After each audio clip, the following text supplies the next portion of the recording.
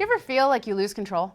You think you're fine, then you unwittingly end up in the same old situation or doing things you know aren't good for you. Ever thought that maybe you're feeling the effects of the 7 deadly sins? Like, have you ever gone to the carnival and tried to ride every ride just to prove that you could, but then you got jealous of your friend because he won a stuffed lion for his smoking hot girlfriend?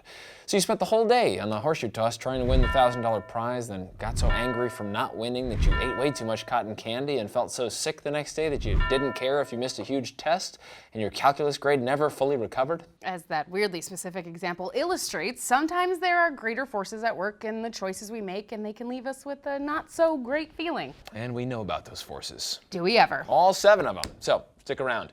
Might change your life. Hi, I'm Libby. And I'm Kai. Welcome to Catholic Central, and today's topic, the 7 deadly sins. Which you could describe as 7 things that may feel deliciously satisfying in the moment, but won't make you happy no matter how hard you try. You might even wonder which of these deadlies is going to kill you. But these aren't those kinds of sins. Catholics consider them deadly because they're deeply rooted sources of other sins. Universal forces that get at your weaknesses and drive everyone to do things they know are not a good idea. So if you've ever wondered why you seem to be doing the same things over and over, even though you don't want to, the problem's probably right here.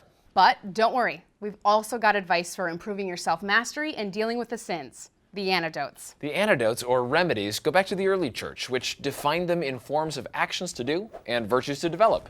But unfortunately, they do involve effort on your part and are not available for sale, even on the internet. Let's dive in with pride. Pride's the head sin, the thing we can trace all the other sins back to. It's arrogance, the belief that we are higher than God, the desire to control our lives and the lives of others. This includes believing that you're essentially better or more important than others, failing to recognize others' accomplishments, and generally putting your own desires at the top of your list of most important things in the world. The antidote is the virtue of humility. But that doesn't mean thinking about how bad you are at everything. True humility means having an honest, realistic sense of your strengths and weaknesses and realizing whatever gifts you do have, God's given them to you. You can start by trying to give these gifts to others, doing good for someone for nothing in return. Now, second on the list of the 7 deadlies is envy. Oh, we have a caller. How timely. Oh, hi, Kai and Libby. Wow, you look so successful. Yeah, hi, we're in the middle of doing a show. Oh, I am just so jealous. You know, I always imagine myself doing the same exact thing. I guess you guys just got chosen to do it first. It's okay. I'll just go back to my job that I hate. It pays nothing. Oh well. I hope she's okay. Hopefully the antidote will help, just in case she's watching. But I love you guys. The antidote to envy is gratitude for what you have and being joyful at the good fortune of others. Even if their fortune is undeserved. We've always got to watch out for comparisons. They're deadly. And if we're jealous of someone, maybe try going out of our way to praise them. Next deadly sin, number 3, anger. You can't spell danger without it. Anger isn't just losing your temper. In fact, anger in itself isn't necessarily bad. After all, righteous anger can lead to positive growth and change when directed towards justice. But the key with righteous anger is that there's no hatred or desire for revenge, especially against an innocent person. Anger becomes a sin when it comes out of an extreme feeling that things aren't going the way you think they should be. It can happen between people, groups, or even nations. Worst of all, it festers and grows in a person's heart. And what's the antidote to anger? Forgiveness, acceptance of what can't be changed, letting go of the need to get even and letting something stay in the past while learning a lesson that makes us wiser the next time anger comes around. And instead of letting things fester, you can actively forgive people the moment they make you angry. But moving on now to the cutest deadly sin in the animal kingdom, sloth. Actually, I'm being told it's pronounced sloth, but a better word is the Greek and Latin acedia. Question for both of you. Does any of this really matter? Why do anything when you can just be jaded all day? Well, it does matter, convenient question asker, because we're both doing the job we've been given to do. When the important stuff stops mattering, we're probably falling victim to acedia, often seen as indifference, lethargy, or commitment phobia. Kevin? Unlike clinical depression, which is physical and can be treated with medication and therapy, acedia distracts us from spiritual things like prayer and acts of kindness and compassion. But don't you ever feel sad because any act we do as humans is inherently meaningless since we will never be fully good? Sure, but the way to get past that is diligence. Try figuring out your mission and what you're born to do with your life. In doing what we know we need to do, a sense of meaning and the energy to pursue it can't be far behind. Okay, now let's be super diligent and finish out these last three.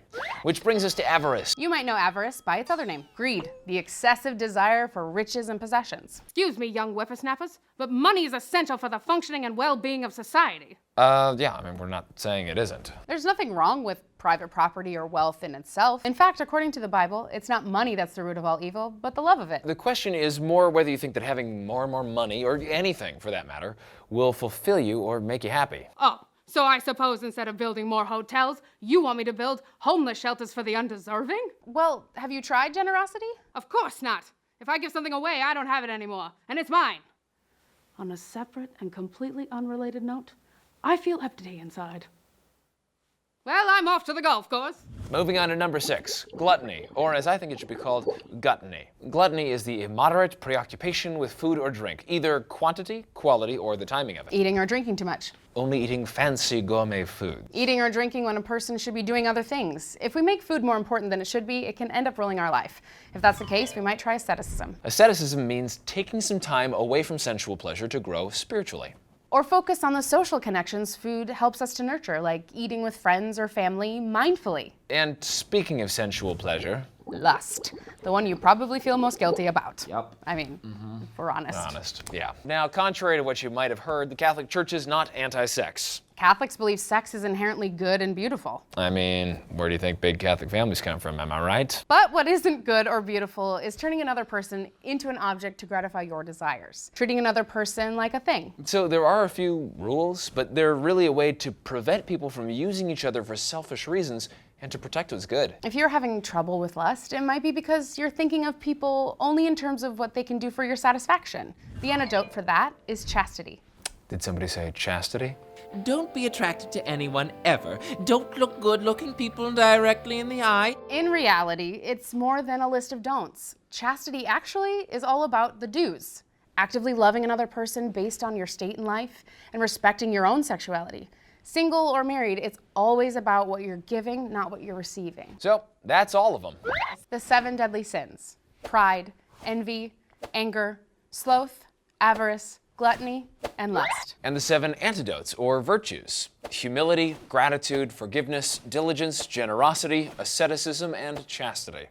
In the end, the sins and the virtues are all about freedom. Freedom to be the best of what we're created to be. These are likely always going to be a problem for you because, congratulations, you're a part of the human race. Same as me and you and all of us. Yeah. Your whole life will probably be a balance between the misery from being influenced by them and the peace from conquering them. And one way Catholics have to conquer them is through the sacrament of reconciliation and lots of prayer. And remember, while you're conquering them or trying to, not to be super judgy of others. I'm Kai, and this has been Catholic Central with the 7 Deadly Sins. And I'm Libby. Stay lively. Oh, lively. You like that? I get like deadly, but lively Right, 'cause instead. you said it. Yeah.